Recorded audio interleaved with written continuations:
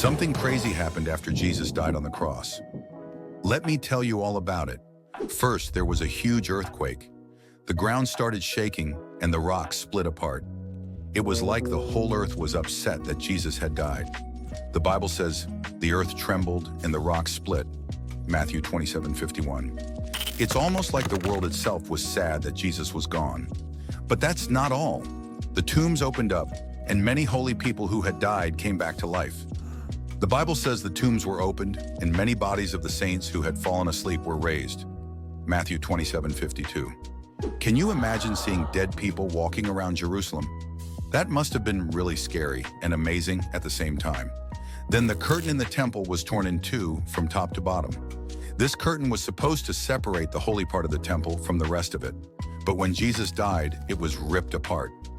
The Bible says, the curtain of the temple was torn in two from top to bottom. Matthew 27:51. This showed that the barrier between God and people was now gone because of what Jesus had done. There was also darkness over the whole land for 3 hours. The sun stopped shining, even though it was the middle of the day. The Bible says from the 6th hour, there was darkness over all the land until the 9th hour. Matthew 27:45. It was like the world was mourning the death of Jesus. Finally, even the soldier in charge of the execution realized that Jesus was innocent. The Bible says the centurion and those who were with him, keeping watch over Jesus, saw the earthquake and what took place. They were filled with awe and said, "Truly, this was the Son of God."